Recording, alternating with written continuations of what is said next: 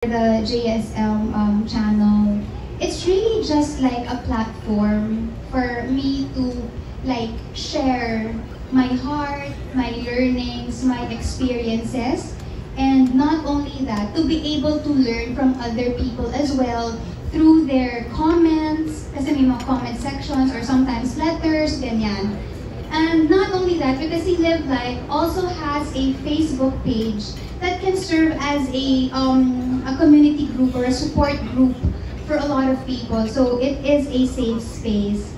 And bukod doon, we also have like mga subject matter experts who will give their insights on certain topics. Because ayaw naman natin magmukhang bida-bida doon, di ba, na alam mo lahat, no. But then, of course, we need the help of like experts, di ba, to explain more and guide us with, you know, with whatever topic is being discussed. Correct. Kasi minsan makaka-encounter ka ng sensitive topics. Yes. Diba? And there are actually sensitive topics. There are like, hindi ko masasabihin na taboo, but then difficult topics. Right.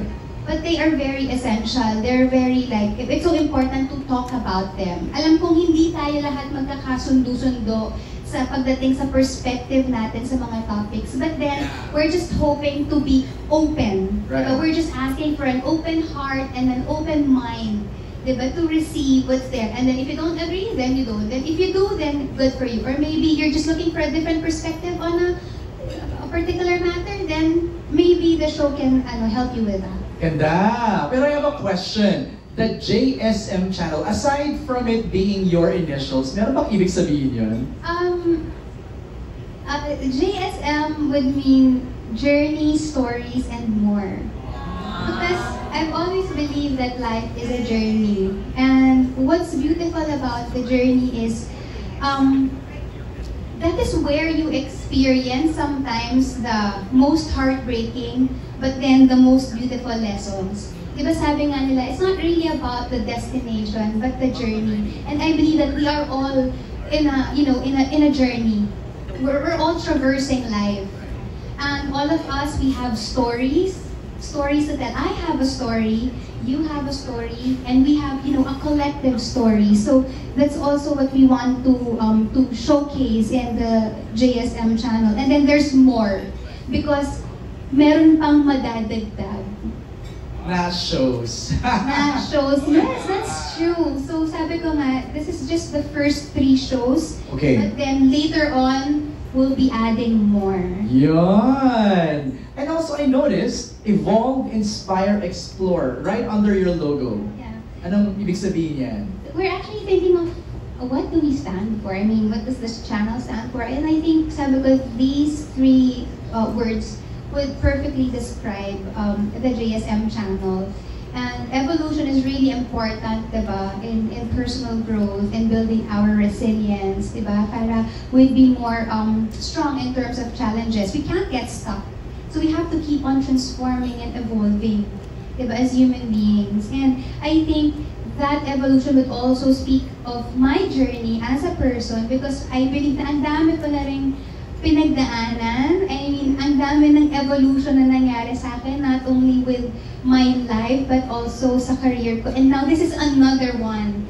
So, this is in there, and then Inspire, because that's what we intend to do. It's what we aim to do, is to inspire people. And number 3 is to explore. With exploration comes discovery. So we would like not only to explore via travel, but then explore life itself. So that's why yung 3 words nandun. Alam mo, nakikinig lang ako sa'yo, pinapakinggan lang kita, parang ang nasa isip ko, why do you have to do this? I mean, pwede ka naman ng kumuha ulit ng another project in TV or in movie or travel, gaya nga ng passion mo. But why, anong meron sa project na to that's so close to your heart that you really have to materialize it? I think number 1 is like what I said. I'm sharing with people my passions.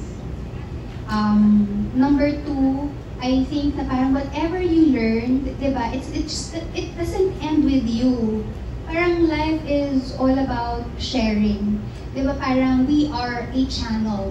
Kumbaga, whatever learnings we learn or encounter, dumadaan lang sa atin yan. And then, it becomes a message to other people.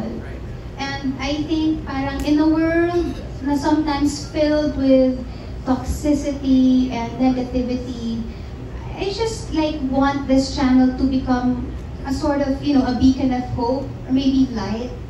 And yeah, I think yun yung purpose why I did the JSM channel. Yeah, saka, you know what I think?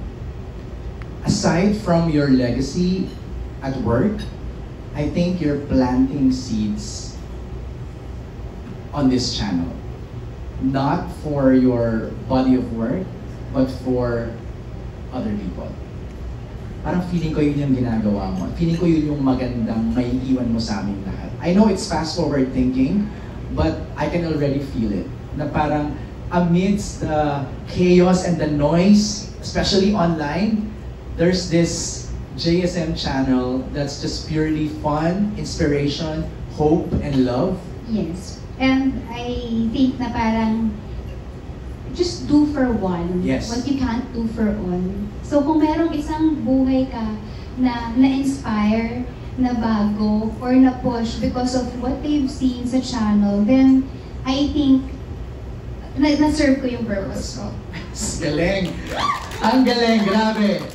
Okay, we're just getting started. Isa-isahin natin. I know you already touched a bit of the shows. Okay, Love Light, may guests ba dito? Or it's just purely you and then the other senders? Paano? With Live Light, it's just going to be me, and then there's, of course, we will delve into different topics, and then we have a subject matter expert na laging nagiging present whenever a topic is discussed. Okay. For travel and tours, ano ba yan? International ba yun? Parang agency talaga eh, no? International ba to, Jody, or pwedeng local din? For now, we are really exploring yung mga cities natin Okay. locally. Oo, kasi minsan may mga, tama ka nga doon eh, mga undiscovered. You know what, Diba? MJ? Kasi isang realization for me, parang, okay, travel ako ng travel, labas ako ng labas, and yet, yung mga cities na meron tayo dito sa Pilipinas, nami-miss out ko. So with JSM Travel and Tours, ako yung natututo, ako yung nagugulat na, OMG, I thought itong place na to ay ganito lang. Pero pag nandun ka, it has so much to offer. Right. Kasi nga, well, through your channel, madi-discover na namin yun. Okay, etong next segment natin, meron tayong makakwentuhan on stage. Kasi pag-uusapan na natin yung Let's Drink to That. Alright, let's call in